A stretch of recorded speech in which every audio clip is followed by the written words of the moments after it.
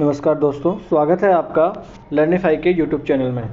तो कल हमने जो डिस्कस किया था, पिछले लेक्चर में हमने डिस्कस किया था कि जैन और बौद्ध धर्म जो है वो उदय इनका क्यों हुआ, और जो जैन धर्म के बारे में कल हमने फिर देखा था विस्तार से कि जैन धर्म का जो है उसका संस्थापक कौन है, फिर उसके सिद्धांत क्या हैं, फिर वो कहाँ कहाँ फैला, फिर उसके जो है प्रभाव क्या क्या हुए, वो सब हमने जैन धर्म के बारे में पिछले लेक्चर में देखा है। तो आज हम देखने जा रहे हैं जैन और बौद्ध धर्म का जो भाग 2 है वो। इस लेक्चर में आज हम क्या देखेंगे, आज इस लेक्चर में हम देखेंगे बौद्ध धर्म जो है इसका उदय कैसा हुआ, और इसके संस्थापक कौन है, इसके मुख्य मुख्य सिद्धांत क्या हैं, और ये इसका मतलब प्रभाव क्या है, वो सब चीज़ें आज हम इसमें देखने वाले हैं। और लेक्चर के अंत में मैं आपके लिए इससे जुड़े कुछ महत्वपूर्ण फैक्ट ढूंढ के लेके आया हूँ, ताकि एग्ज़ाम में अगर आपसे पूछें तो कोई भी क्वेश्चन जो है आपका छूटे नहीं। तो चलो आज का लेक्चर करते हैं शुरू। तो आज हम डिस्कस करने जा रहे हैं बौद्ध धर्म के बारे में। तो बौद्ध धर्म जो है उसका संस्थापक किसे माना जाता है? गौतम बुद्ध या महात्मा बुद्ध को उसका संस्थापक माना जाता है। और एक गौतम बुद्ध और जो भगवान महावीर जो हैं, ये दोनों एक दूसरे के समकालीन ही हुआ करते थे। उसी काल में जैन धर्म आया, उसी काल में बौद्ध धर्म आया। और ये जैन धर्म और बौद्ध धर्म जो है ये क्यों आए, इनका उदय क्यों हुआ, इसके कारण हम पिछले लेक्चर में पढ़ चुके हैं। अगर आपने पिछला लेक्चर नहीं देखा है तो एक बार आप जाइए और आप एक बार इससे पिछले वाला लेक्चर जो है भाग 1 जब देखेंगे तो ये वाला लेक्चर आपको अच्छे से समझ में आएगा। तो जो गौतम बुद्ध जो थे वो महावीर के समकालीन ही थे, और ऐसा माना जाता है कि इनका जन्म जो है वो 563 ईसा पूर्व में शाक्य नामक जो क्षत्रिय कुल था उसमें इनका जन्म हुआ था, जो कि कहाँ है, लुम्बिनी में है। जो कहाँ है, नेपाल की तराई में जो लुम्बिनी है ना, वहाँ पे जो है वो शाक्य एक नाम का एक क्षत्रिय कुल था, वहाँ पे इनका जन्म हुआ था। इनके पिता का नाम क्या था? शुद्धोधन। और शुद्धोधन कौन थे? ये कपिलवस्तु के जो शाक्य गण जो थे उसके प्रधान थे ये। तो हमने कल वाले लेक्चर में देखा था कि जो भगवान महावीर थे वो भी क्षत्रिय वंश से थे, वो मातृ पक्ष से जो मगध के राज परिवार से संबंधित थे, और ये भी क्षत्रिय ही हैं। तो हमने देखा था जब हम देख रहे थे कि जैन धर्म और बौद्ध धर्म का उद्भव क्यों हुआ, तो हम देख रहे थे वहाँ पर कि जो सामाजिक ताना बाना जो था उसमें बड़ा ही जो है तनावपूर्ण स्थिति उसमें आ गई थी। ब्राह्मणों का वर्चस्व ज़्यादा था, इसलिए क्षत्रियों ने उनके विरुद्ध क्या कर दिया, अपना जो है आवाज़ उठाना शुरू कर दिया। तो इसी के क्रम में अगर देखें तो ये जो भगवान बुद्ध थे वो भी क्या थे, वो भी क्षत्रिय कुल से ही थे। और ये क्या थे, एक शाक्य गण के प्रधान थे इनके पिताजी। तो हुआ क्या कि जब ये बड़े हुए तो ये एक गणराज्य में पैदा होने के कारण इनके विचार जो थे वो बड़े ही समतावादी इनके विचार थे। तो उस काल में भी हमारे यहाँ गणराज्य हुआ करते थे, बुद्ध के काल में भी। और इनका बचपन का नाम क्या था? सिद्धार्थ। और इनके एक पुत्र भी था जिनका नाम था राहुल। तो ये हमने देख लिया कि क्या इनके बचपन का नाम था, इनके पिता का नाम, इनके जन्म जो है कौन से कुल में हुआ। अब हम देखते हैं वही हमने जो डिस्कस किया अभी कि उच्च कुल वाले थे, ये भी एक क्षत्रिय परिवार से थे ही, और फिर इनके जो है गणराज्य में उत्पन्न होने से समतावादी भावना इनके जो है विचारों में आ गई, और सांसारिक दुख देखकर द्रवित हो जाते हैं और दुखों के निवारण का ये उपाय सोचने लगते हैं। तो इनके बारे में ऐसे प्रचलित है कि वो जब जाते हैं तो एक बूढ़े आदमी को देखते हैं, एक जो है वो बीमार आदमी को देखते हैं, तो फिर इनके मन में जो है एक ऐसी भावना आ जाती है कि ये संसार तो दुखमय है। तो फिर वो क्या करते हैं कि अपने जीवन को छोड़ के, जो सुखमय जीवन इनका होता है, भाई राजा के पुत्र हैं तो होगा ही सुखमय जीवन, उसको छोड़ कर ये क्या करते हैं कि ये सांसारिक दुख है इनका निवारण कैसे होता है, उस चीज़ के जो है उपाय ये जो है खोजने में लग जाते हैं। और 29 वर्ष की आयु में ये क्या करते हैं, अपने घर से निकल जाते हैं, और 7 वर्षों तक ये भटकते रहे। और 35 वर्ष की उम्र में जो है इन्होंने बोध गया में पीपल के वृक्ष के नीचे ज्ञान प्राप्त कर लिया था। तो जब इन्हें ज्ञान प्राप्त हुआ तब ये कहलाया क्या, बुद्ध, अर्थात प्रज्ञावान। तो ज्ञान प्राप्त जो इन्होंने किया उसको क्या कहते हैं कि इन्हें कैवल्य प्राप्त हो गया। तो इनको कैवल्य प्राप्त कहाँ हो गया, बोध गया में पीपल के वृक्ष के नीचे इन्हें ज्ञान प्राप्ति इनकी हो गई। अब जब हम देखेंगे कि जैसे अपने बुद्ध धर्म जो है, ये बौद्ध धर्म है, ये क्या है, ये मध्यम मार्ग जो है ना, मध्यम मार्ग उसकी ये बात करता है कि किसी भी मामले में, किसी भी चीज़ में हमें मध्यम मार्ग अपनाना चाहिए। ना ज़्यादा एक्सट्रीम जाना चाहिए और ना एकदम नीचे भी एक्सट्रीम जाना चाहिए, हमें मध्यम मार्ग अपनाना चाहिए। इसीलिए जो है इनको ज्ञान भी देखिए, अगर आप ऐसे रिलेट कर पाएँ, ऐसे मजाक की बात है वैसे, तो इनको ज्ञान प्राप्ति भी देखिए। महावीर से पहले इनको ज्ञान प्राप्ति होगी, उन्हें 12 वर्ष लगे, इन्हें 7 वर्ष लगे। तो आपको भी अपने यूपीएससी की प्रिपरेशन में क्या है, मध्यम मार्ग अपनाना है। आपको ऐसा भी नहीं करना है कि पूरे परिवार वालों से, अपने मित्रों से, सबसे एकदम संपर्क ही तोड़ देना है, और आपको ऐसे भी नहीं करना है कि भैया पढ़ ही नहीं रहे, परिवार में मित्रों में ही लगे हुए। तो आपको क्या करना है, मध्यम मार्ग अपनाना है कि कभी कभी परिवार वालों से भी बात करनी है, मित्रों से भी बात करनी है, घर परिवार में कोई उत्सव वगैरह हो, ब्याह शादी इंपॉर्टेंट हो तो वहाँ भी जाना है, परंतु अपने जो है पढ़ाई पे भी आपको पूरा उतना ही ध्यान देना है। तो मध्यम मार्ग महात्मा बुद्ध के जैसे आपको अपनाना है, तो आपको जो है वो ज्ञान की प्राप्ति बहुत जल्दी हो जाएगी, तो महावीर के जैसे ज़्यादा दिनों तक आपको भटकना नहीं पड़ेगा। तो इन्होंने फिर क्या किया, प्रथम इन्होंने जो अपना प्रवचन दिया वो कहाँ पे दिया था, सारनाथ में। और सारनाथ कहाँ है, वाराणसी में। तो वाराणसी के सारनाथ में इन्होंने अपना प्रथम प्रवचन दिया। जब इनको ज्ञान की प्राप्ति हो गई, तो जिस दिन आपको भी ज्ञान की प्राप्ति हो जाएगी, आप भी प्रवचन देने लगेंगे। जैसे मुझे हो गया था थोड़ा सा ज्ञान की प्राप्ति, तो मैं भी प्रवचन देने लगा था। चलो आगे बढ़ते हैं, तो मजाक की बातें छोड़ते हैं। तो उनके धर्म प्रचार के जो कार्यों में है ना, ऊंच नीच, गरीब अमीर और स्त्री पुरुष का कोई भेदभाव नहीं रहता था। तो वो जब भी कोई अपना धर्म प्रचार करते थे, तो ऐसा नहीं कि मैं ऊंचे कुल वाला है उसको ही अपना ज्ञान दूंगा या उसे प्रवचन दूंगा, नीचे कुल वालों को नहीं दूंगा, अमीरों को ही दूंगा, गरीबों को मेरे जो है वहाँ पर आने की अनुमति नहीं है, स्त्रियों को नहीं अनुमति है। तो ऐसा नहीं है, ठीक है। तो ये क्या करते थे, ऐसा कोई भेदभाव नहीं करते थे अपनी धर्म प्रचार में। तो फिर उनका अंत में क्या हुआ कि 80 साल की उम्र में 483 ईसा पूर्व में कुशीनगर नाम का एक स्थान है, वहाँ पर ये क्या हो गए, इन्होंने निर्वाण प्राप्त कर लिया। तो 80 वर्ष की उम्र में इनको निर्वाण प्राप्त हो गया। अब ये जो है ना, कुछ थोड़े से फैक्ट यहाँ पर दिए हुए हैं। ऐसे फैक्ट क्या होते हैं, एग्जाम में कभी कभी पूछ लेते, तो आपको थोड़ा सा याद ये रख लेना। एकदम एक मरना नहीं है इन फैक्ट के पीछे कि हाँ कि एकदम रटने बैठ जाओ। इनको 2-4 बार पढ़ना है आपको, अपने आप ये याद हो जाएंगे। तो है कि बुद्ध के जन्म से संबंधित 5 महाचिन्ह माने जाते हैं। तो बुद्ध के जन्म को किससे दर्शाया जाता है, कमल व सांड से दर्शाया जाता है इनके जन्म को। और गृह त्याग को किससे दर्शाया, घोड़े से। याद रखने का तरीका कैसे, भाई घर से निकलेंगे तो किस पे निकलेंगे, घोड़े पे ही निकलेंगे। उस जमाने में कार वगैरह तो हुआ नहीं करती होगी। और ज्ञान हमें पता ही है इनको पीपल के वृक्ष के नीचे प्राप्त हुआ। और निर्वाण को दर्शाया जाता है पद्म चिन्ह से। भाई जब कोई आदमी मर जाता है तो हम भी यही सोचते हैं कि भैया उसके पद्म चिन्ह जो है उन पे चलना चाहिए, हमें बड़े महान आदमी थे। तो निर्वाण जो है वो पद्म चिन्ह से। और मृत्यु किससे, स्तूप से। हाँ भाई, जब मृत्यु हो गई तो जो स्तूप कहाँ बने होते थे, इनकी मृत्यु से के बाद में जो अवशेष इनके बचे थे शरीर के या इनसे रिलेटेड, उन्हीं के ऊपर तो जो है स्तूप बने। हाँ, तो इनकी मृत्यु को किससे दर्शाया जाता है, स्तूप से। ये कुछ थोड़े से फैक्ट जो आपको याद रख लेने हैं, कभी कभी एग्जाम में ऐसे पूछ लेता है, तो आपको ये थोड़ा सा याद रख लेने हैं। चलो, तो ये हमने देख लिया बुद्ध जो है उनसे संबंधित जो है उनकी कहानी देख ली कि कहाँ वो पैदा हुए, कौन से कुल में पैदा हुए, और फिर कैसे उनको निर्वाण की प्राप्ति हुई। ये सब चीज़ें हमने देख ली। अब हम देखते हैं कि बौद्ध धर्म के सिद्धांत जो है वो क्या क्या है। तो महात्मा बुद्ध ने क्या कहा था कि संसार दुखमय है। उनको ऐसा लगा कि संसार जो है वो दुखमय है। वो ऐसे एक कहावत है कि जब उन्होंने एक पीड़ित व्यक्ति को देखा, एक बीमार को देखा, एक बूढ़े को देखा, तो उन्हें लगा कि हाँ बस संसार जो है ये दुखमय है। तो उन्होंने कहा कि संसार जो है वो दुखमय है और लोग जो है केवल काम और इच्छा, ये जो लालसा है, ये लालसा या इच्छा जो है इसके कारण ही दुख पाते हैं। यानी व्यक्ति जो दुख क्यों आता है किसी के जीवन में, उसकी इच्छाएं या लालसाएं बहुत बढ़ जाती हैं, इसीलिए जो है उसके जीवन में दुख आता है। यदि लालसा पर विजय पाई जाए तो निर्वाण प्राप्त हो जाएगा। और निर्वाण का अर्थ क्या है कि जन्म और मृत्यु है उसके चक्र से आपको मुक्ति मिल जाएगी, कि अब आप दोबारा आप इस जन्म और मृत्यु के चक्र में नहीं आएंगे, आपको निर्वाण प्राप्ति हो जाएगी, बड़ी शांति मिल जाएगी आपको। और शांति कैसे मिलेगी, जब आप अपनी इच्छाओं या लालसाओं को जो है उनका त्याग कर देंगे। ये आपके जीवन में भी ऐसा ही होगा, आपको भी लालसाओं की और ये इच्छाओं की त्याग करनी ही पड़ेगी। जैसे आदमी क्यों दुखी है, मैं सरकारी नौकरी प्राप्त कर लूँ, मैं बड़ा सा बंगला प्राप्त कर लूँ, मैं बड़ी सी कार प्राप्त कर लूँ, इसके लिए तो दुखी है। तो अपनी इच्छाएं जो हैं उनको आप भी सीमित रखिए। आपके जीवन में बुद्ध की जो शिक्षा है वो बहुत ही आपके जीवन में काम आने वाली है, आपकी इस पढ़ाई जो है इस सफ़र में भी, और मैं तो कह रहा हूँ आपके जीवन का जो पूरा सफ़र है उसमें भी बहुत काम आने वाली है।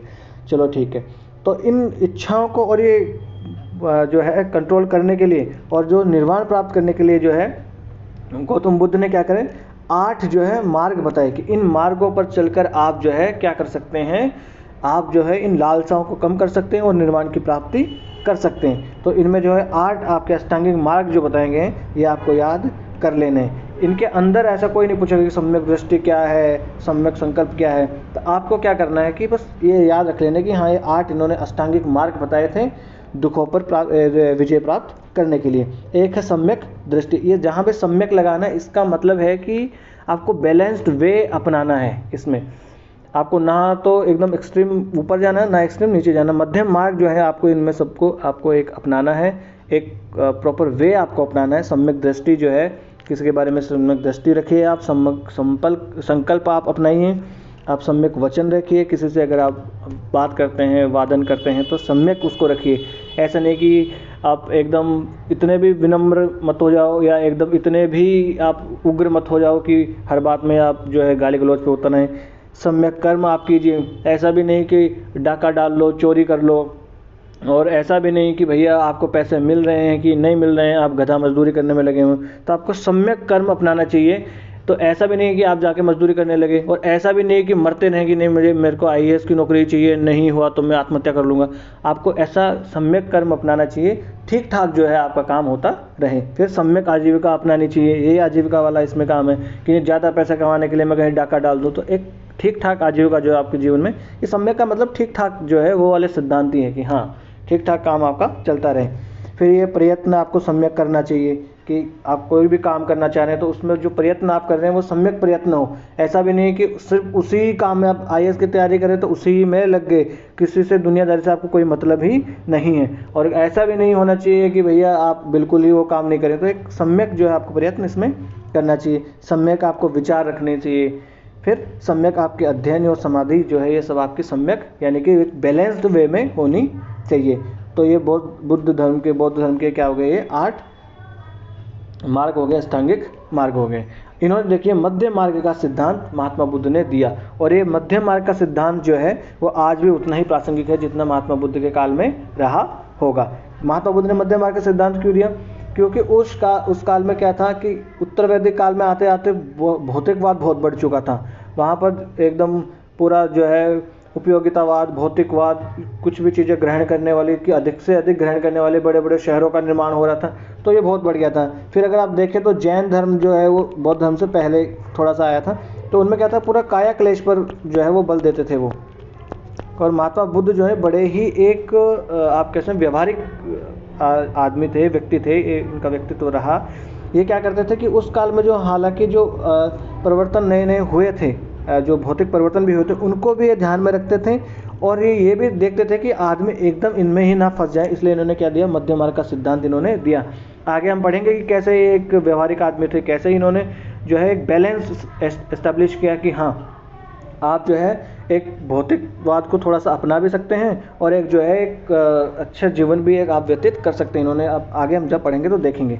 तो जैन तीर्थंकरों की तरह बुद्ध ने भी अपने अनुयायियों के लिए क्या किए, कुछ आचार नियम जो है वो निर्धारित किए। और ये आचार नियम जो है ना ऐसे वाले, ये हर धर्म जो है उसमें आप इसको अप्लाई कर सकते हैं। ऐसे आचार नियम जो है वो हर धर्म के लिए होते हैं। जैसे पराये धन का लोभ नहीं करना चाहिए, जो अपना है बस उसमें खुश रहो।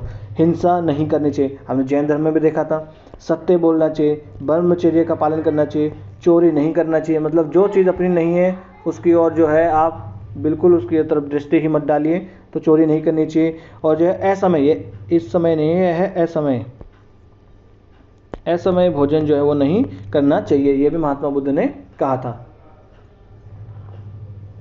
फिर है बौद्ध धर्म की जो विलक्षणताएं थी और इसके प्रसार के कारण क्या क्या रहे, यानी बौद्ध धर्म में ऐसी क्या जो है विशेष चीज़ें थी और इसके प्रसार जो है उसके कारण क्या क्या रहे।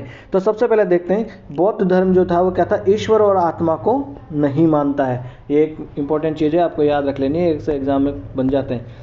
बौद्ध धर्म जो है वो ईश्वर और आत्मा को नहीं मानता है, जबकि जैन धर्म वाले में क्या था कि वो आत्मा को मानता है, और वो तो हर एक वस्तु में भी आत्मा को मानता है। यानी कि वो तो ये भी मानते हैं कि पत्थर में भी आत्मा होती है। इसलिए तो जैन धर्म के जो अनुयायी हुए वो ना तो जो क्या करते थे, कृषि करते थे, और वो कृषि वगैरह भी ये कार्य वो नहीं करते थे।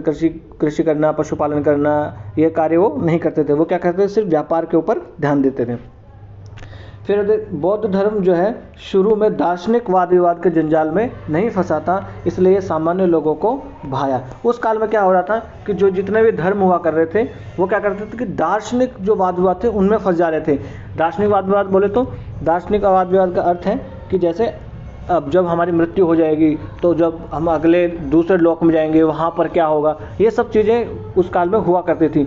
महात्मा बुद्ध जो थे वो क्या थे, बड़े व्यवहारिक आदमी थे, बड़े व्यवहारिक व्यक्ति थे। उन्हें क्या लगा कि ये सब चीज़ें जो है ये बड़ी बेकार चीज़ें हैं। उन्होंने सीधा ध्यान किस में दिया, जो सांसारिक जो समस्याएं थी उस पर उन्होंने ध्यान दिया। और सांसारिक समस्याएं क्या थी कि इच्छाएं जो है व्यक्ति की बहुत ज़्यादा बढ़ी हुई है, इसी कारण से हर व्यक्ति दुखी है। आप कभी भी देख लेना, कोई भी आदमी दुखी इसलिए होगा कि वो उसकी लालसाएं, उसकी इच्छाएं बहुत बढ़ी हुई है। जिस दिन उसने अपनी लालसा इच्छाओं को जो है एक लिमिट में कर लिया, कंट्रोल में कर लिया, उसके दुख अपने आप खत्म हो जाएंगे। तो इन्होंने क्या किया, एक मध्यम मार्ग इन्होंने अपनाने का एक सुझाव दिया। इस धर्म में क्या है कि वर्ण व्यवस्था की भी निंदा की गई है। हालांकि वर्ण व्यवस्था की इसमें निंदा की गई है, परंतु बौद्ध धर्म वाले जो है वो वर्ण व्यवस्था को मानते हैं, पर वो जन्म के आधार पर नहीं मानते। वो किसके आधार पर मानते हैं, कर्म के आधार पर मानते हैं। ये जन्म के आधार पर कौन मानता था, ब्राह्मण धर्म वाले, और कर्म के आधार पर कौन मानता है, ये बौद्ध धर्म वाले वर्ण व्यवस्था को कर्म के आधार पर मानते थे। इसलिए इन्होंने जो जन्म आधारित वर्ण व्यवस्था थी उसकी इन्होंने निंदा की। फिर जो है बौद्ध संघ का दरवाज़ा जो है वो हर किसी के लिए खुला था, चाहे वो किसी भी जाति का क्यों ना हो, और स्त्रियों को भी जो है प्रवेश करने का अधिकार संघ में हुआ करता था। तो क्या हुआ, ब्राह्मण धर्म वगैरह जो थे उनमें जो है ना तो शूद्रों को और ना स्त्रियों को ज़्यादा महत्व नहीं दिया जाता था धर्म में। वो वेद पाठ नहीं कर सकते थे, मंदिर नहीं जा सकते थे। इसलिए जब इस धर्म ने जो तथाकथित नीची जाति वाले थे, हम ऐसे जातिवाद जो है हम धर्म जात ऐसा सब मानते नहीं हैं, इसलिए तथाकथित हम कह रहे हैं, जो तथाकथित नीची जाति उस ज़माने में हुआ करती थी, तो वो लोगों को जब इस धर्म ने अपने संघ में आने की अनुमति दी तो क्या हुआ, वो लोग इससे अवश्य ही जुड़े होंगे और स्त्रियां भी इससे जुड़ी होगी, तो इसका प्रसार हुआ। ठीक है, फिर आगे देखते हैं। बौद्ध धर्म जो है वो वैदिक क्षेत्र के बाहर के लोगों को ये अधिक भाया और वो लोग आसानी से इस धर्म में दीक्षित हो गए।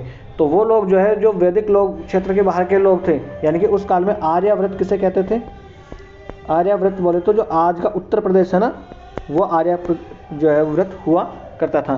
तो इस आर्याव्रत में तो जो है वो बोलबाला किसका था, ब्राह्मण धर्म का। और इससे जो बाहर के इलाका था, यानी कि गंगा नदी के अगर दक्षिण वाला इलाका देखें, यानी कि दक्षिण मगध का आप कह सकते हैं इसको, तो वो वाला इलाका आज का हम देखें तो वहाँ क्या था, वहाँ के लोगों को ये लोग नीच समझते थे और वहाँ के लोगों के पास कोई धर्म भी नहीं था। तो जब बौद्ध धर्म जो है वो आया और उन्होंने जो है नीची जाति वालों को भी अपनाने की सुविधा दी, तो इन लोगों ने अवश्य ही उसे अपनाया और धर्म में बड़ी आसानी से वो दीक्षित हो गए।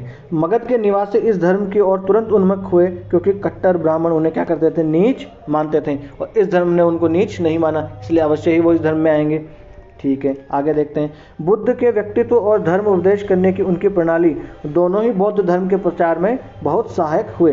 तो जो बुद्ध जो थे वो बड़े ही तार्किक आदमी थे और उनका एक व्यक्तित्व भी एक बहुत ही, आप कह सकते हैं जैसे ऑरा आप कह दें, तो उनका व्यक्तित्व जो है वो बहुत ही प्रभावशाली हुआ करता था। और जिस तरीके से वो धर्म उपदेश देते थे उस तरीके ने भी उन बौद्ध धर्म के प्रसार में जो है बड़ी ही भूमिका निभाई। वो बड़े ही तार्किक आदमी थे। वो ये तक कहते थे कि कोई भी बात जो है इसलिए मत मान लो कि मैं कह रहा हूँ, बल्कि इसलिए मानो कि मेरी बात जो है वो विवेक सम्मत है।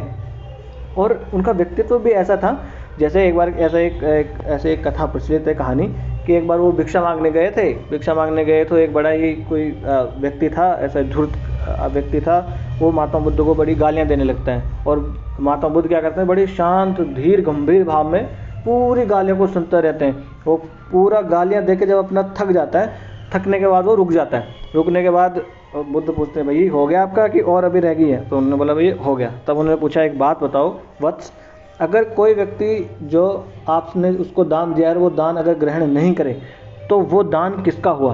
तो उस व्यक्ति ने जवाब दिया, वो तो दान उसी का हुआ जिसने उसको दिया था। तो उसने जाते जाते बुद्ध ने क्या कहा कि भैया मैंने भी आपकी गालियाँ जो है वो स्वीकार नहीं करी, इसका मतलब वो गालियाँ पूरी की पूरी आपको चलेगी। तो ऐसे उनका एक बड़े धीर गंभीर स्वभाव वाले वो व्यक्ति थे, ऐसा उनका व्यक्तित्व था। तो उनके इस व्यक्तित्व ने भी उनके धर्म के प्रसार में बड़ी सहायता करी।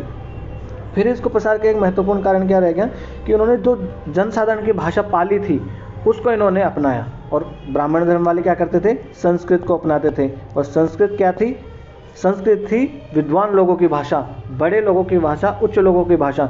छोटे लोग या नीच जाति के लोग, जिन्हें तथाकथित नीच जाति के लोग जो कहते हैं, उन लोगों को या आम जनसाधारण जो कहें उनको ये भाषा समझ में नहीं आती थी। परंतु बौद्धों ने किसको अपनाया?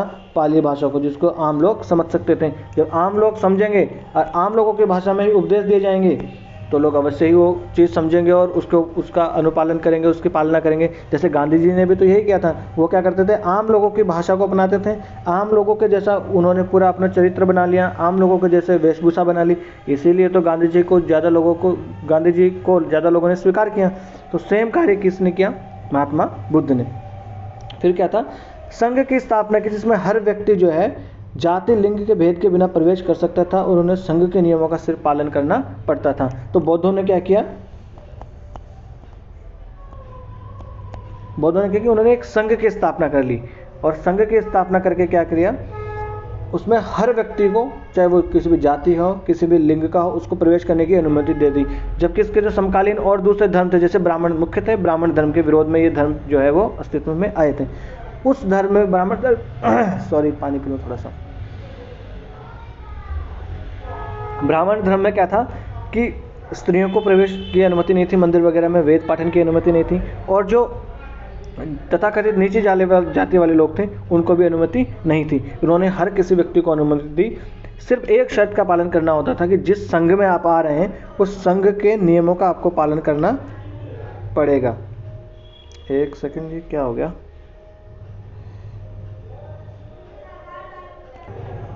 माफ़ करना है, थोड़ी सी जो है ना यहाँ ये पीपीटी बनाने में थोड़ी सी दिक्कत हो गई है। मैं कोई नहीं, आपको लिख के यहाँ समझा दूंगा, आप कोई टेंशन मत लीजिए। तो उन्होंने क्या किया कि सिर्फ जो है आपको संघ के नियमों का पालन करना पड़ेगा। तो उन्होंने फिर क्या है, इसके लिए त्रिरत्न उन्होंने दिए। एक तो क्या हो गया? एक हो गया बुद्ध, एक हो गया संघ, एक हो गया धम्म। ये आप लिख लीजिए। तो बुद्ध, संघ और धम्म, इन्होंने त्रिरत्न जो है वो उन्होंने दिए। तो जब भी कोई आदमी, जो कोई भी व्यक्ति अगर संघ में प्रवेश लेना चाहता था तो उन्हें 3 वाक्यों का उच्चारण करना होता था। कौन से? बुद्धम शरणम गच्छामि, संघम शरणम गच्छामि, धम्मम शरणम गच्छामि। ये 3 आपको एक जो है वाक्यों का आपको क्या कहता उच्चारण करना पड़ता था। उसके बाद उस संघ जो था उसके नियमों का पालन करना पड़ता था और आप उस संघ में आ सकते थे, चाहे आप किसी भी जाति, किसी भी लिंग के क्यों ना हो। उसके बाद में क्या हुआ? 200 साल के बाद में जब महात्मा बुद्ध को निर्वाण की प्राप्ति हो गई थी, ये निर्माण नहीं है, निर्वाण है, निर्वाण। महात्मा बुद्ध को जब निर्वाण प्राप्ति होगी उसके 200 साल के बाद में सम्राट अशोक जो थे, मौर्य सम्राट अशोक, इनके बारे में पढ़ेंगे आगे हम। तो इन्होंने क्या कर लिया कि बौद्ध धर्म को अपना लिया। और जैसे ही इन्होंने बौद्ध धर्म को अपनाया, फिर इन्होंने क्या किया कि दूर दूर तक अपने धम्म का प्रचार किया, जिसके माध्यम से बौद्ध धर्म का प्रचार हुआ। इन्होंने अपने दूत जो है वो मध्य एशिया, श्रीलंका वगैरह हो गया, इन्होंने, और एशिया, मध्य एशिया, पश्चिम एशिया, श्रीलंका में इन्होंने क्या किया? अपने दूतों को भेजा और जो है बौद्ध धर्म का इन्होंने प्रचार प्रसार करा। तो बौद्ध धर्म के प्रचार में अशोक का भी एक महत्वपूर्ण, इनकी भी एक महत्वपूर्ण भूमिका है। फिर अगर आज भी हम देखें तो श्रीलंका, बर्मा, तिब्बत, चीन और जापान के कुछ भाग है, वहाँ पर आज भी बौद्ध धर्म जो है वो उसका पालन किया जाता है। तो ये सब कारण क्या हो गए? कारण हो गए अपने पास बुद्ध धर्म के प्रचार और प्रसार के, ये सब अपने पास कारण हो गए। अब हम देख लेते हैं कि इतना प्रचार प्रसार अगर बौद्ध धर्म का हुआ तो आज भारत में बौद्ध धर्म की स्थिति क्या है? एकदम लुप्त जैसा ही हो गया। तो ऐसा क्या हुआ कि बौद्ध धर्म जो है वो अपने मूल स्थान से तो लुप्त हो गया, परंतु श्रीलंका हो गया, चाइना थोड़ा सा हो गया, जापान, कोरिया वगैरह देशों में आज भी ये है। ऐसा क्या हुआ कि भारत से इसका जो है ये विलुप्त हो गया? क्या ऐसे कारण रहे होंगे, वो अब हम इसके डिस्कस करते हैं।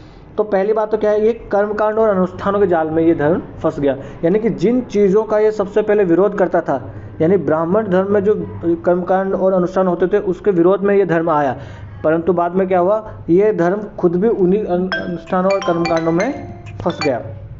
ये धर्म खुद भी उन्हीं कर्मकांडों और अनुष्ठानों में ही फंस जाता है। फिर है बौद्ध धर्म की चुनौती का मुकाबला करने के लिए ब्राह्मणों ने अपने धर्म को सुधार लिया। अब फिर क्या हुआ, ब्राह्मणों के धर्म के विरोध में ये धर्म आया, और तो ब्राह्मणों ने क्या किया कि इसकी धर्म की चुनौती का सामना करने के लिए अपने धर्म में सुधार उन्होंने कर लिया। यानी कि जो कुछ, जैसे कि वो बलि दिया करते थे, पशु बलि, उसमें क्या करते कि बैल जो होता था उसके ये पशु बलि दिया करते थे, तो उसको उन्होंने सुधार लिया। और क्या था कि जो गाय थी उसको इन्होंने पूजनीय बना लिया। तो एक इन्होंने ये सुधार कर लिया। और थोड़ा सा क्या है कि स्त्रियों को भी और जो शूद्रों को भी थोड़ा सा वेद पाठ करने की अनुमति उन्होंने थोड़ी सी, एक धर्म थोड़ा सा एक रवैया उन्होंने थोड़ा नरम रवैया थोड़ा सा इन्होंने अपनाया। तो ये कारण से भी जो है इसका ह्रास हुआ। फिर क्या है, धीरे धीरे बौद्ध भिक्षु जो है वो जनजीवन की मुख्य धारा से कटते चले गए। क्यों कटते चले गए? एक तो इन्होंने पाली भाषा पहले जनसाधारण की भाषा हुआ करती थी, उसको छोड़ के क्या अपना लिया इन्होंने? संस्कृत को अपना लिया। तो कट गए कि नहीं कट गए? आम जनता की आम जन से इन्होंने कट गए कि नहीं कट गए? फिर क्या थे, पहले ये बौद्ध भिक्षु क्या करते थे कि भिक्षा लेने आया करते थे आम जनता के बीच में, परंतु बाद में क्या हो गया कि ये विलासपूर्ण जीवन जीने लगे। क्योंकि जो बौद्ध मठ वगैरह हुआ करते थे, जो इनके विहार होते थे, उन विहारों को बहुत बड़ा बड़ा दान जो है वो राजाओं से और बड़े बड़े व्यक्तियों से इनको मिलने लगा। जैसे ऐसा कहा जाता है कि जो नालंदा जो है वो तो कम से कम जो विहार था वो 200 गांवों का राजस्व उसके पास आया करता था। तो वो बड़े ही विलासपूर्ण जीवन जीने लगे। इसलिए क्या हुआ कि ये आम जीवन की ये जो है मुख्य धारा से ये कट गए। इन्होंने संस्कृत को ग्रहण कर लिया।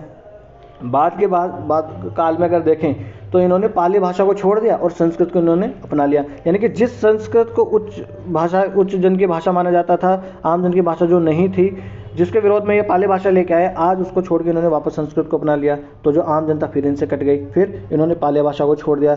फिर ये क्या करने लगे? मूर्ति पूजन करने लगे और उपासकों से खूब सारा जो छढ़ावा ये लेने लगे और वही कर्मकांड ये भी करने लगे। अगर देखा जाए तो भारत में जो पहली प्रतिमा किसी व्यक्ति की पूजी गई थी वो किसकी थी? तो महात्मा बुद्ध की ही थी। यानी कि जिस कार्य को करने के लिए ना करने के लिए कहते कहते महात्मा बुद्ध अपना पूरा जीवन इन्होंने समर्पित कर दिया। उनकी मृत्यु के बाद में वही कार्य जो है बौद्ध धर्म वाले करने लगे। उन्होंने मूर्ति पूजा का खंडन किया, ये लोग मूर्ति पूजा करने लगे। उन्होंने कर्मकांडों को जो है उनके भर्त्सना करी भाई, कर्मकांड वगैरह ये सब चीज़ें नहीं होनी चाहिए। उनके मरने के बाद में बौद्ध धर्म वालों ने क्या करने लगे? वह भी कर्मकांड करने लगे। उन्होंने आमजन की भाषा पाली को अपनाया, ये वापस संस्कृत पे आ गए। तो इस वजह से क्या हुआ? बौद्ध धर्म जो उसका ह्रास होने लगा। और 7वीं सदी के आते आते जो है बौद्ध विहार जो है वो विलासी जीवन जो है वो जीने लगे। और इस विलासपूर्ण जीवन की वजह से एक वज्रयान नाम का एक नया संप्रदाय जो है बौद्ध धर्म के अंदर ही उभर कर आ गया। फिर क्या है, विहारों में संपत्तियों और स्त्रियों के प्रवेश से उनकी स्थिति और भी बिगड़ गई। तो संपत्ति जो है विहारों में बहुत आने लगी, राजा महाराजा बहुत सारा दान देने लगे। इसकी वजह से क्या हुआ? इसकी स्थिति बिगड़ने लगी। फिर क्या हुआ कि विहारों में जो है वो स्त्रियों का प्रवेश हो गया था। इसकी वजह से भी ये स्थिति बिगड़ी। इसको एक नेगेटिव सेंस में लेने की जरूरत नहीं है, एक व्यवहारिक रूप से आपको सोचने की आवश्यकता है। महात्मा बुद्ध ने भी कहा था एक बार, जो बैठे थे ऐसे ही शाम के टाइम पे बैठे थे, तो उनके प्रिय शिष्य को उन्होंने बुलाया और कहा कि अगर अपने जो विहार है, संघ जो है, उसमें अगर स्त्रियां नहीं आती तो अपना धर्म जो है वो 1000 साल तक चलता। अब स्त्रियां आ गई ना, ये 500 साल तक ही चलेगा। महात्मा बुद्ध ने कुछ तो सोच के कहा होगा, इतने उदारवादी सोच वाले आदमी। वो स्त्रियों के प्रति कोई नकारात्मक उनके मन में भावना नहीं थी। उनका कहने का अर्थ ये था कि जहाँ स्त्री और पुरुष रहेंगे साथ में, यानी कि स्त्री और पुरुष दो अपोजिट सेक्स वाले लिंग वाले एक साथ रहेंगे, तो उनमें जो है वो आकर्षण होना ये प्राकृतिक है, ये प्रकृति का नियम है। इसकी वजह से उनको लग गया था। उन्होंने अब भविष्य में जो होने वाली जो घटना थी उसको उन्होंने पहले ही भांप लिया था। तो इसकी वजह से भी जो है वो विहारों की जो है वो स्थिति बिगड़ गई। फिर राजाओं द्वारा जो भी इनको सताया गया, जैसे कुछ राजा ऐसे हुए जिन्होंने इनको सताया, जैसे पुष्यमित्र शुंग थे, इन्होंने बौद्धों को सताया। हून राजा मिहिरकुर, इन्हें बहुत सारे बौद्ध विहार वगैरह को तुड़वा दिया, बहुत सारे बौद्ध मंदिरों को तुड़वा दिया। गोंड का राजा जो है वो शशांक, इसने क्या किया था, जो महाबोधि मंदिर, वो पीपल का जो वृक्ष था महाबोधि, उसको इसने कटवा दिया। तो इसकी वजह से भी जो है थोड़ा जो है ये धर्म इसका ह्रास हुआ। जो ह्वेनसांग, बाद में ह्वेनसांग आए थे, हम पढ़ेंगे ह्वेनसांग जो है उनके बारे में, ये हर्षवर्धन के काल में आए थे। तो ह्वेनसांग जो है चीन के ये एक यात्री थे, इन्होंने भी लिखा था कि कैसे जो है वो जैन ये बौद्ध मठ है उनको तोड़ा जा रहा है और जो विहार है उनको तोड़ा जा रहा है, उन्होंने इसके बारे में लिखा था। फिर क्या हुआ, जो ये बिहार नहीं है, विहार है, विहार में जो अपार संपत्ति इकट्ठा हो गई थी, उसकी वजह से क्या हुए, जो तुर्की हमलावर जो है वो उनकी मतलब वो ललचाए इस पर और उन्होंने इन पर हमला किया। हमला करने के बाद उनको लूट लिया और तोड़ फोड़ दिया। तो ये भी कारण क्या रह गया, बौद्ध धर्म की जो है ह्रास के कारण रह गई। तो ये सब हमने जो है इसके ह्रास के कारण देख लिए। अब देख लेते हैं हम कि बौद्ध धर्म जो है उसकी उपादेयता क्या क्या है और उसके प्रभाव जो है वो क्या क्या समाज पे रहे। तो अब देख लेते हैं। बौद्ध धर्म जो है लुप्त हो जाने पर भी भारत के इतिहास में ये अमृत छाप जो है वो छोड़ के अपने यहाँ चला गया। क्यों छोड़ के चला गया? क्योंकि जो 6ठी शताब्दी ईसा पूर्व में जब हम देखते हैं उस काल में नगरीकरण बढ़ रहा था, भौतिकवाद बहुत बढ़ रहा था। तो जो पूर्वोत्तर भारत है अपना, यानी कि आज का बिहार वगैरह, पूर्वोत्तर मतलब अपना नॉर्थ ईस्ट वाला नहीं, बिहार वगैरह वाला और पूर्वी उत्तर प्रदेश आप मान ले, तो उस वाले क्षेत्र में जो समस्याएं उस काल में हुआ करती थी, उस समस्या का उन्होंने एक बड़ा ही वो समस्याओं को समाधान करने के लिए एक बड़ा ही उन्होंने एक मार्ग सुझाया लोगों को, जैसे कि मध्यम मार्ग का इन्होंने उपदेश दिया। फिर है कि सामाजिक और आर्थिक असमानता को दूर करने के लिए बौद्ध धर्म ने घोषणा की कि धन का संचय आदमी को नहीं करना चाहिए। सामाजिक और आर्थिक असमानता उस काल में बढ़ी गई थी भाई, नगरीकरण हो रहा था, सिक्के प्रचलन में आ गए थे, व्यापार वाणिज्य बढ़ रहा था, अमीर और अमीर होता जा रहा था, राजा शक्तिशाली होते जा रहे थे, गरीब आदमी गरीब था। तो सामाजिक और आर्थिक असमानता तो बढ़ी गई थी। सामाजिक असमानता कैसे? उच्च वर्ग, निम्न वर्ग, शूद्र और ये सब बहुत, ये इनमें असमानता बढ़ गई थी। तो उन सब का इन्होंने क्या किया था कि एक थोड़ा सा आप कह सकते हैं कि एक सल्यूशन उस काल में इन्होंने दिया था। तो ये हमने देख लिया। अब आगे देखते हैं। अब है दरिद्रता को दूर करने के लिए बुद्ध ने उपदेश दिया कि किसानों को बीज और अन्य सुविधाएं मिलनी चाहिए, व्यापारियों को धन मिलना चाहिए और श्रमिकों को क्या मिलनी चाहिए? मजदूरी मिलनी चाहिए। अब देखिए ये चीज़ें तो आज की गवर्नमेंट भी करती है कि नहीं करती है? किसानों को बीज और ये खाद बीज वगैरह मुहैया करवाती है, व्यापारियों को जो है धन दिलवाती है, लोन वगैरह दिलवाती है, श्रमिकों को जो है न्यूनतम जो मजदूरी वो दिलवाती है। तो ये कार्य जो है उस काल में बुद्ध ने जो है ये ऐसा उपदेश दिया था उस काल में भी। ये दरिद्रता को सबसे बुरी चीज़ें मानते थे, तो उन्होंने ये चाहते थे कि दरिद्रता जो है वो खत्म हो जाए। फिर है बौद्ध ये उपदेश देते थे कि कोई भी दरिद्र व्यक्ति है अगर वो भी भिक्षुओं को भिक्षा देता है तो वो अगले जन्म में क्या है? धनवान होगा। तो अब इसका मतलब हमने देख लिया कि अगले जन्म में धनवान होगा, मतलब ये पुनर्जन्म में विश्वास करते हैं। जैन भी पुनर्जन्म में विश्वास करते हैं और ये भी पुनर्जन्म में विश्वास करते हैं, परंतु ये आत्मा को नहीं मानते हैं कि आत्मा नहीं होती, मगर पुनर्जन्म तो ये फिर भी मानते हैं। ये ईश्वर को भी नहीं मानते हैं। ठीक है, उन्होंने भौतिकवाद से दूर रहने का इन्होंने क्या किया कि उपदेश दिया। जैसे भिक्षु जो थे, भिक्षु ने वो सोना चांदी ग्रहण नहीं करेंगे और कोई खरीद बिक्री नहीं करेंगे, सादा भोजन और परिधान जो है वो ये ग्रहण करेंगे। जैसे परिधान कैसे? पीला वस्त्र वो धारण कर लेते हैं साधारण सा। आज भी बौद्ध भिक्षुओं को, मॉन्क्स को आपने देखा होगा, तो पीला सा एक वस्त्र धारण करके रहते हैं और सादा सा भोजन करते हैं। इसका इन्होंने उपदेश दिया। फिर है संघ में कर्जदारों का प्रवेश इन्होंने वर्जित कर दिया और दासों का भी प्रवेश जो है वो निषेध कर दिया। अब देखिए उन्होंने कर्जदारों का प्रवेश वर्जित कर दिया क्योंकि उस काल में महाजनी प्रथा बहुत चल रही थी। तो उन्होंने क्या कर दिया कि अगर कोई आदमी कर्ज लेके महाजनों को कर्ज ना चुकाए और संघ में आ जाए, तो ऐसा वो नहीं चाहते थे वो कि वो छुटकारा ना पा सके उस चीज़ से। तो उन्होंने जो है स्थानीय वो उस काल की जो परिस्थितियाँ थी उसको भी एक तरीके से ध्यान में रखा। तो इसीलिए मैं कह रहा था कि ये बड़े ही व्यवहारिक व्यक्तित्व इनका रहा है। दासों का प्रवेश भी इन्होंने निषेध कर दिया।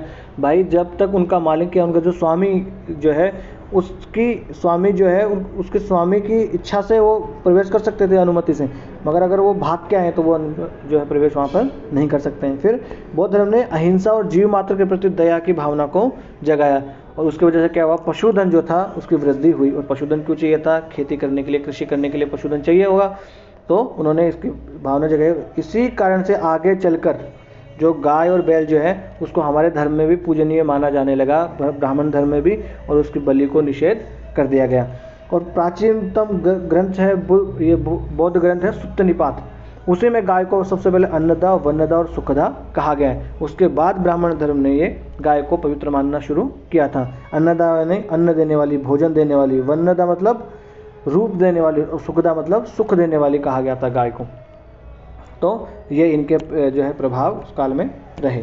फिर देख लेते हैं उन्होंने ये तार्किक भावना उस काल में एक तर्कवाद जो है उसका इन्होंने प्रतिपादन किया। कैसे? उन्होंने कहा कि कोई भी वस्तु ऐसे ही ग्रहण नहीं कर लेनी चाहिए।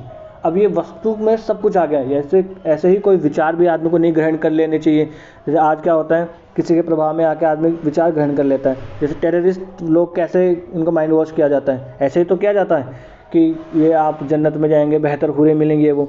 तो उन्होंने बताया कि कोई भी वस्तु, कोई भी विचार आपको यूं ही ग्रहण नहीं कर लेना चाहिए, उसके गुण और दोषों के बारे में भली बात ही आपको देख लेना चाहिए, उसके बाद ही आपको वो ग्रहण करना चाहिए। और उन्होंने तो ये भी कहा था कि मैं कह रहा हूँ इसलिए कोई बात मत मानो। किस लिए मानो? क्योंकि वो बात विवेक सम्मत है, और यह बात आप पे भी लागू होती है। आपका कोई टीचर या आपका कोई रोल मॉडल, कोई टॉपर आपको कहे कि मैं तो ये वाली स्ट्रेटेजी फॉलो करता था, या मैं तो ये वाली किताब पढ़ता था, इसलिए आप भी ये वाली किताब पढ़ने लग जाओ, तो ऐसा आप भी मत करना। उनकी बात, चाहे कोई भी टॉपर हो, चाहे कोई भी टीचर हो, कोई भी हो, कितना ही बड़ा आदमी हो, आपका अपना विवेक अपना खुद का है। आप अपने विवेक पे उस चीज़ को रख के देखिए, वो आपको विवेक सम्मत लगती है, तभी आप उस चीज़ को ग्रहण कीजिए। उन्होंने अपने लेखन से पाली को समृद्ध किया, बौद्धों ने। उन्होंने कैसे समृद्ध किया? उन्होंने त्रिपिटक लिखे, सुत्त पिटक, विनय पिटक और अभिधम पिटक। ये 3 पिटक जो है उन्होंने लिखे। सुत्त पिटक में क्या है? बुद्ध के वचन और उपदेश हैं। विनय पिटक में संघ के सदस्यों द्वारा पालन करने वाले नियम हैं। और अभिधम पिटक में क्या है? धम्म के दार्शनिक का जो है, धम्म का दार्शनिक विवेचन है। ये धम्म नहीं है, धम्म है। धम्म का दार्शनिक विवेचन इसमें किया गया है। तो ये चीज़ें तो आप अवश्य ही याद रख लेना, ये पूछा जा सकता है कि कौन सा पिटक है, ऐसा क्वेश्चन आ जाएगा। इधर सुत्त पिटक दिया हो, विनय पिटक दिया हो, अभिधम पिटक दिया हो, तो इस दूसरी तरफ आपको मिलान करने के लिए दे सकता है। ठीक है, आगे चलते हैं। फिर ईसा के प्रथम 3 सदियों में पाली और संस्कृत को मिलाकर इन्होंने एक नई मिश्रित संस्कृत चला दी। तो ये भी इनका एक जो है प्रभाव रहा, इनका एक जो है प्रभाव अपने रहा समाज पे। दूसरा, आगे देखते हैं, जो बौद्ध विहार थे वो महान विद्या के केंद्र बन गए उस काल में। अपने यहाँ जो है दूर दूर से विदेशों से लोग पढ़ने आया करते थे, जैसे कि नालंदा, तक्षशिला। नालंदा, तक्षशिला तो उस काल में मतलब वहाँ अपनी है, ये नालंदा और विक्रमशिला और वल्लभी कहाँ है? गुजरात में। नालंदा और विक्रमशिला कहाँ है? ये बिहार में। और नालंदा तो बहुत बड़ा एक विहार हुआ करता था, और ये आवासीय विद्यालय हुआ, महाविद्यालय उस काल में हुआ करता था। बड़े विदेशों से अपने यहाँ छात्र पढ़ने आया करते थे उस काल में। फिर है, भारत के पश्चिमोत्तर सीमांत में यूनान और भारत के मूर्तिकारों ने मिलकर क्या है? एक मूर्ति कला की एक नवीन पद्धति ही विकसित कर दी, जिसे क्या कहते हैं? गांधार कला। गांधार कला जिसे कहते हैं। जब हम कला और ये साहित्य पढ़ेंगे ना, आर्ट एंड लिटरेचर, ये आर्ट एंड कल्चर पढ़ेंगे जब हम, तब हम ये देखेंगे ये गांधार कला कौन थी, मथुरा कला क्या थी, और एक अमरावती शैली। ये 3 शैलियाँ मूर्ति कला की उस काल में हुआ करती थी। ठीक है, आगे चलते हैं। बौद्ध भिक्षुओं के लिए कहीं विहार और चैत्य का उस काल में निर्माण भी करवाया गया। राजा महाराजाओं ने, बड़े बड़े लोगों ने जो है बौद्ध भिक्षुओं के लिए कहीं विहार और चैत्य का निर्माण भी करवाया। अब आपको दिख रहा होगा कि विहार और चैत्य क्या क्या थे। तो चैत्य क्या होते थे? जहाँ पे जो बौद्ध लोग जो पूजा करते थे, बौद्ध भिक्षु, वो होते थे चैत्य। और विहार कौन से थे? जहाँ पर ये निवास करते थे, जो हम निवास करते थे वो होते थे विहार। और जहाँ वो पूजा करते थे वो होते थे चैत्य। जैसे कारले का चैत्य, बराबर की गुफाएं, अजंता एलोरा की गुफाएं। तो ये क्या थे? बड़े बड़े विहार और चैत्य का निर्माण उस काल में करा दिया गया था। ठीक है, ये देख लेते हैं, ये भी एक इसका प्रभाव रहा। फिर क्या? बौद्ध कला दक्षिण में कृष्णा डेल्टा में और उत्तर में मथुरा कला में फली फूली। तो ये कृष्णा डेल्टा में कौन सी शैली जो थी? वो अमरावती शैली। ठीक है, तो ये हमने देख लिया कि कैसे जो है इसकी एक उपादेयता रही। कैसे पहले हमने देखा कि भैया इसका ह्रास कैसे हुआ, फिर हमने अब देख लिया कि इसके प्रभाव और उपादेयता क्या क्या रह गई। तो ये आपको अच्छे से याद रख लेनी है। अब हम जो है इस बौद्ध धर्म से रिलेटेड जो है कुछ ऐसे फैक्ट्स देख लेते हैं जो एग्जाम में शायद पूछे जा सकते हैं और आपको थोड़े से पता होने चाहिए। इन फैक्ट्स पे आपको एकदम ऐसा मरने की ज़रूरत नहीं है कि एकदम मैं बैठ के याद कर लूँ, मर ही जाऊँ, ऐसा करने की ज़रूरत नहीं है। बस आपको पढ़ लेना है 2-4 बार, तो अपने आप आपको याद रह जाएगा। जैसे ग्रह गौतम बुद्ध के जीवन की कुछ घटनाएं हैं, उनको ग्रह त्याग की घटना को क्या कहते हैं? महाभिनिष्क्रमण। जैसे नाम से पता लगता है, महाभिनिष्क्रमण मतलब निकल रहा है कहीं से वो। फिर ज्ञान प्राप्त करने की घटना को क्या कहते हैं? संबोधि। संबोधि में मतलब बुद्धत्व उनको प्राप्त हो गया वो। उपदेश देने की घटना को क्या कहते हैं? धर्म चक्र प्रवर्तन। मिलान करने के लिए ऐसे क्वेश्चन बन सकते हैं एग्जाम में, धर्म चक्र प्रवर्तन। फिर निर्वाण को क्या कहते हैं? महापरिनिर्वाण। तो ऐसे कुछ फैक्ट आगे हैं, वो भी हम देख लेते हैं। हाँ, यहाँ से क्वेश्चन बन सकता है। जैसे कि बौद्ध संगीतियाँ, जैन संगीतियाँ आपने देखी थी, पहले कहाँ थी? पहले अपनी हुई थी पाटलिपुत्र में, और दूसरी हुई थी वल्लभी में। वल्लभी कहाँ? गुजरात में। अब हम यहाँ पर देख लेते हैं बौद्ध संगीतियाँ। एक मिनट, स्क्रीन को कर लेते हैं हम क्लियर। यहाँ पर बौद्ध संगीतियाँ, 4 बौद्ध संगीतियाँ मुख्य हुई थी। किस राजा के काल में वो बौद्ध संगीतियाँ हुई और कौन संगीति में कौन सा कार्य हुआ था, ये आपको याद रख लेना बस। तो प्रथम बौद्ध संगीति हुई वो किसके काल में हुई? अजातशत्रु के काल में। जब हम पढ़ रहे थे महाजनपद तब हमने देखा था कि अजातशत्रु के काल में पहली बौद्ध संगीति हुई थी और इसमें क्या हुआ था? सुत्त पिटक और विनय पिटक जो था उसका संग्रहण कर दिया गया था। दूसरी कब हुई? दूसरी हुई कालाशोक के काल में, और इस काल में क्या हुआ? बौद्ध धर्म जो है वो स्थविर और महासंघिक के रूप में बट गया। फिर तीसरी बौद्ध संगीति कब हुई? ये हुई अशोक के काल में, और ये कहाँ हुई? पाटलिपुत्र में हुई। और इस काल में क्या हुआ? तीसरा पिटक जो था वो अभिधम पिटक इस काल में बना, उसका संकलन कर दिया गया। सबसे महत्वपूर्ण घटना इसकी ये थी। और चतुर्थ कहाँ हुई? यह हुई कश्मीर के कुंडल वन में, और किसके काल में हुई? जो कुषाण का शासक कनिष्क थे उसके काल में ये हुई। तो ये 4 आपको बौद्ध संगीतियाँ याद रख लेनी है। फिर आगे चल लेते हैं।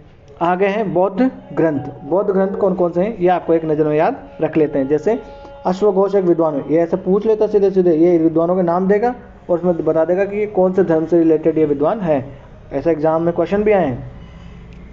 तो अश्वघोष ने वो इन्होंने क्या लिखा? बुद्ध चरित्र लिखा, सौंदर्यानंद, सारिपुत्र प्रकरण, सूत्रालंकार, ब्रज सूची इन्होंने लिखी। नागार्जुन भी एक बौद्ध विद्वान है, असंग एक बौद्ध विद्वान है, वसुबंधु एक बौद्ध विद्वान है, आर्यदेव, शांतिदेव, दृढ़नाग ये जो है बौद्ध विद्वान है और इन्होंने जो है बौद्ध ग्रंथ लिखे। ज़्यादातर आप जो है वो अश्वघोष ने कौन से लिखे हैं, नागार्जुन ने कौन से लिखे हैं, वसुबंधु ने कौन सा लिखा है, ये आपको याद कर लेना है। और ये नाम बस थोड़े से आपको रटने नहीं है, बस दिमाग में पढ़ लेना 2-4 बार ताकि रहे कि एग्जाम में अगर क्वेश्चन बने कि बुद्ध घोष, ये अश्वघोष, तो आप लगा दो कि हाँ ये बुद्ध धर्म से रिलेटेड ये हैं। फिर है गौतम बुद्ध के जीवन की कुछ घटनाएं देख लेते हैं इंपॉर्टेंट, जैसे कि ग्रह त्याग की घटना को क्या कहते हैं? महाविनिष्करण। अच्छा ये तो हमने पहले भी देख लिए, ये रिपीट हो गए। चलो तो ये आज हमने क्या देख लिया? ये हमने देख लिया बौद्ध धर्म। तो आज अपना जो है वो जैन धर्म और बौद्ध धर्म ये दोनों कंप्लीट हो गए हैं। इनसे रिलेटेड कुछ और माइनर चीज़ें हैं ना, जैसे इनके संप्रदाय वगैरह, वो संप्रदाय वगैरह हम कहाँ पढ़ेंगे? जब हम आर्ट एंड कल्चर पढ़ेंगे ना, वहाँ पढ़ेंगे। अभी हम इतिहास की दृष्टि से सिर्फ पढ़ रहे हैं। वो आर्ट एंड कल्चर जब हम पढ़ेंगे तब इनके जो है वो संप्रदाय वगैरह छोटी छोटी चीज़ें हम उस काल में पढ़ेंगे। अब रही बात कि सर आपने कहा था मैं इससे रिलेटेड क्वेश्चन भी आप प्रोवाइड करवाओगे। मैं बिल्कुल आपको इससे रिलेटेड क्वेश्चन जो है एग्जाम में पूछेगा वो प्रोवाइड कराऊंगा, मगर अगर इसी लेक्चर में मैं प्रोवाइड करवाता तो वो क्या है, लेक्चर बहुत लंबा हो जाता है। और जब लंबा हो जाता है तो आपको पढ़ने में भी थोड़ी बोरिंग होती है। तो मैं क्या करूँगा, आज या कल जो है उसकी PDF बना के और अच्छे से अपना जो लर्निफाई का ये टेलीग्राम चैनल है यहाँ मैं डाल दूँगा। आप यहाँ पर जाना, लर्निफाई अनलॉकिंग नॉलेज के नाम से अपना ये है, स्कैन कर लेना इसे, और वहाँ पर मैं ये डाल दूँगा, वहाँ जाना और PDF इस लेक्चर की भी वहीं मिलेगी। और वहाँ पर जो भी आपको और भी कुछ सुझाव देना तो वहाँ पर आप दे सकते हैं।